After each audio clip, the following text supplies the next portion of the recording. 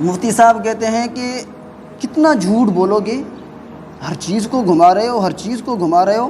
Absolutely not کہہ رہا ہے وہ واضح طور پر. کتنا کتنا کتنا جھوٹ بولو گے آپ؟ ہر چیز کو گھما رہے ہو، ہر چیز کو گھما رہے ہو. مفتی صاحب ذرا سوچ سمجھ کر بولیے، کیا 6 لاکھ علماء جھوٹے اور آپ سچے ہیں؟ عمران خان کے کفریات پر خاموش ہم نہیں، آپ ہیں مفتی صاحب. ایک نااہل کی تائید آپ نے کی، ہم نے نہیں کی. اب ہم آپ کو یہ بھی بتاتے ہیں کہ جھوٹا کون ہے اور سچا کون. مفتی صاحب اب ذرا سنیے. جب عمران خان صاحب نے کہا کہ امریکہ نے مجھ سے اڈے مانگے اور میں نے انکار کر دیا،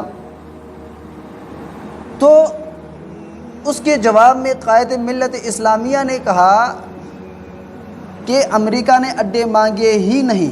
رانا صاحب اب تکلف نہ کرتا. اچھا نہیں، تکلف نہیں. اب دیکھیں وہ کہتے ہیں امریکہ نے مجھ سے اڈے مانگے، میں نے ان کو کہا ایبسولوٹلی ناٹ. وہ کہتے ہیں جھوٹ بولتا ہے، جھوٹ بولتا ہے.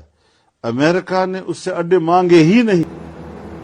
تو اس وقت آپ نے 6 لاکھ علماء کے قائد کو جھوٹا سمجھ کر اور عمران خان صاحب کو سچا سمجھ کر اس جھوٹ کو فروغ دیا.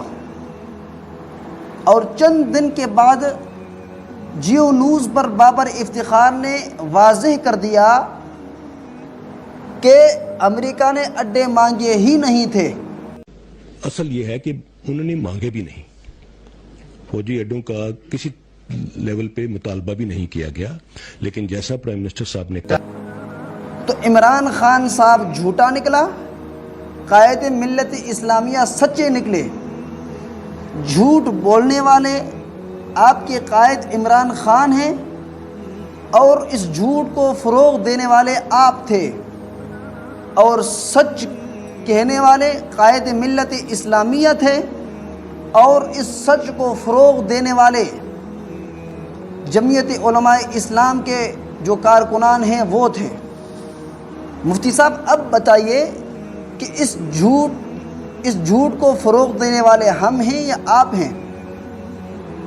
جھوٹ آپ کا لیڈر بولے اور پھر ہمارے کھاتے میں لگاؤ، جھوٹ کو فروغ خود دو پھر ہمارے کھاتے میں لگاؤ. مفتی صاحب کچھ تو خیال کیجئے. آگے مفتی صاحب کہتے ہیں کہ جی جسے چاہو ووٹ دو. آپ ووٹ جس کو چاہے دیں، جس جماعت میں ہوں، کوئی مسئلہ نہیں ہے. مفتی صاحب کیا آپ کے نزدیک اچھے اور برے کی کوئی تمیز نہیں؟ کیا آپ کے ہاں عالم اور جاہل کی کوئی تمیز نہیں؟ کیا آپ کے ہاں مشرک اور موحد کی کوئی تمیز نہیں؟ حالانکہ قرآن صاف کہتا ہے وَلَعَبْدٌ مُؤْمِنٌ خَيْرٌ مِّن مُشْرِكٍ وَلَوْ أَعْجَبَكُمْ. مفتی صاحب اگر آپ امت کو یہی درس دیتے پھریں گے کہ جسے چاہو ووٹ دو، تو پھر ووٹ کی 3 حیثیتوں کا کیا کرو گے؟ کیا ان 3 حیثیتوں پر عمل کرنے کے لیے کوئی اور قوم آئے گی؟ مفتی صاحب یہ سنیے، ووٹ ایک امانت ہے، اور امانت کے متعلق اللہ تبارک و تعالیٰ فرماتے ہیں ان اللہ یأمرکم ان تؤدوا الامانات الی اہلہا. امانتیں اس کے حوالے کرو جو اس کا مستحق ہو. تو اب آپ کہتے ہیں کہ آپ جسے چاہو ووٹ دو.